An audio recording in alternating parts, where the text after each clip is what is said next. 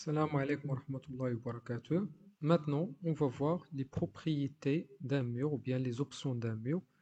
Donc là, au niveau de, de Revit, donc lorsqu'on va sélectionner par exemple, on va venir sur Fondation.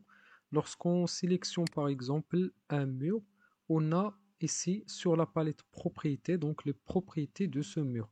Donc là, on a ligne de justification. Donc on a vu qu'on a dessiné donc le mur de fondation à partir de l'axe du mur. On peut toujours modifier si on se rend compte, après avoir dessiné le mur, que la cotation a été de l'extérieur ou bien de l'intérieur au lieu de l'axe du mur. On peut toujours modifier ça, c'est-à-dire même si on a commis une erreur lors du dessin, on peut toujours donc la rectifier ici dans la palette propriété. Je peux ici par exemple venir choisir le nu extérieur du mur. Là, on a la contrainte inférieure. Donc, ces murs ont été dessinés au niveau fondation. Donc, automatiquement, la contrainte inférieure, c'est fondation.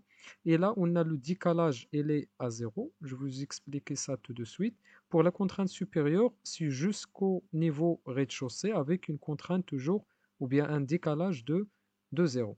Qu'est-ce que ça veut dire un décalage? Si je viens ici sur l'élévation par exemple, on remarque que ce mur-là de fondation, donc il est là, il a été dessiné au niveau fondation avec un décalage de 0. Si je mets ici par exemple un décalage de 20 cm, c'est-à-dire on voit ce mur-là, il va être dessiné à 20 cm du niveau inférieur.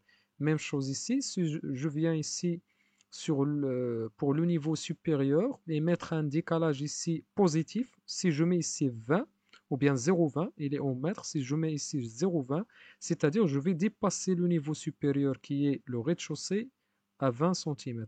Si je mets moins 20, eh bien, c'est-à-dire le mur ne va pas atteindre le niveau rez-de-chaussée. Donc on va avoir un décalage de 20 cm entre le mur et le niveau de rez-de-chaussée.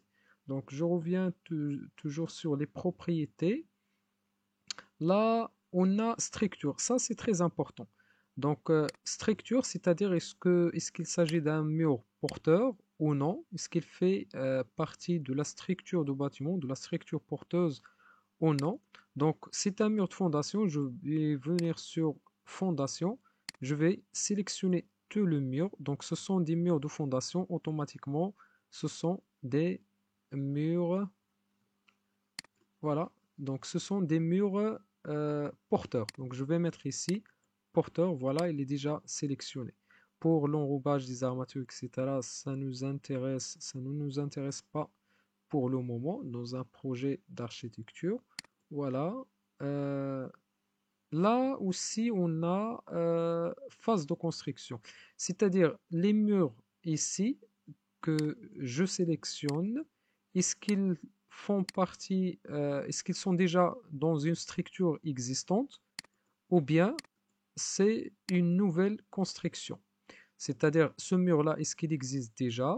Il fait partie d'une construction déjà existante, ou bien on va les construire dans le cadre d'une nouvelle construction. Par exemple, si on a un projet, une extension, je peux choisir les anciens murs existants et mettre ici existant, donc structure existante, et nouvelle construction pour les autres, par exemple. Donc là, on va choisir tout, bien sûr, il s'agit ici pour nous d'une nouvelle construction. Même chose ici sur phase de démolition.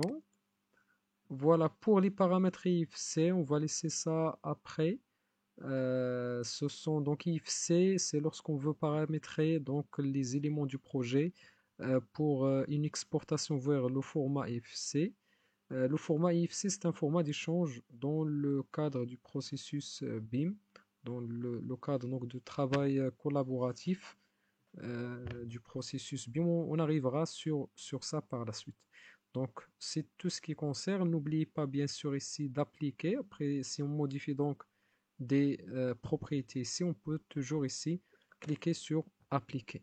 Donc, on va enregistrer toujours notre projet et merci.